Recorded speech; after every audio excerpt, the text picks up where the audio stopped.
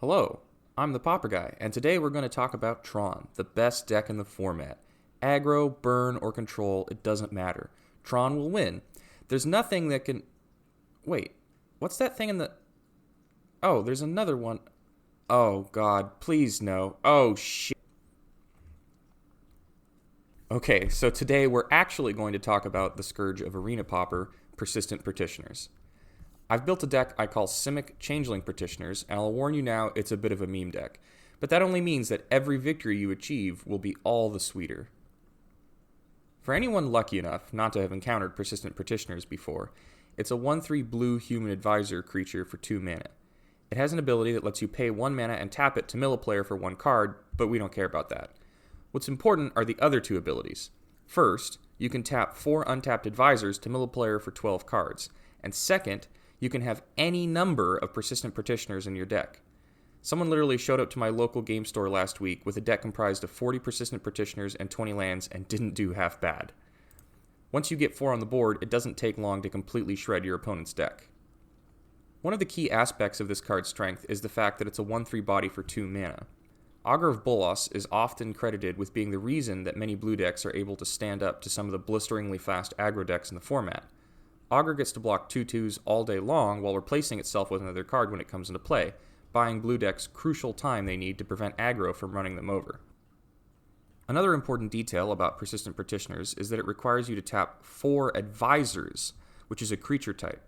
This is often overlooked because there are very few other advisor creatures in the game, much less the Pauper format.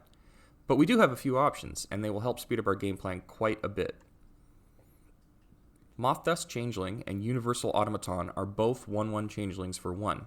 Being changelings, they possess all creature types, including Advisor. This means that they can act as substitute Persistent Petitioners at half the mana. We basically get to play 8 Advisors in our deck that only cost 1 mana, so getting 4 on board is a lot easier to do in the first 3 to 5 turns. This is a Simic deck like I mentioned before, so let's talk about what green brings to the table. Vitalize and Mobilize are both a green spell for 1 mana that let you untap all of your creatures.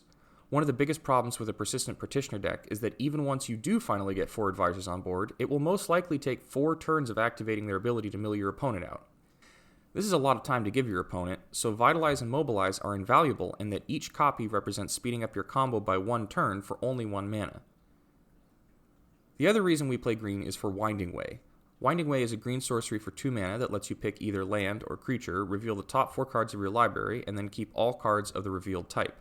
Most of the time, you will choose creature, letting you grab a few extra creatures to help you fill your board. Crucially, this card also lets you pick land, letting you turn otherwise terrible starts into real games if you find that you get stuck on only 2 lands. Even if you only find 1 or even 0 lands with an activation of Winding Way, you have dug through 4 cards off the top of your deck, meaning that you're that much closer to finding the next one. When you're not trying to desperately find your 3rd land, the high density of creatures in this deck will give you generally favorable results by picking creature over land. Since we have 14 Persistent Petitioners taking up space in this deck, we only have 1 more card, Street Wraith. Street Wraith is a creature that can be cycled by paying 2 life, meaning that we get to play a combo deck with only 56 cards at the cost of sometimes shocking ourselves. Since it's a creature, it can be picked up by Winding Way, which is very nice. The sideboard is mostly self-explanatory, but I will mention that the 2 Lead the Stampede that are in there are there to help against decks that have lots of removal. There's not a lot to talk about with this deck. It's pretty straightforward. If you want to have a good time and watch your opponents roll their eyes as you turn their deck upside down, you should give it a try. That's all for today, so get out there and meme your opponents to death. Thanks for watching, and make sure to like and subscribe if you want to see more Magic the Gathering Pauper content.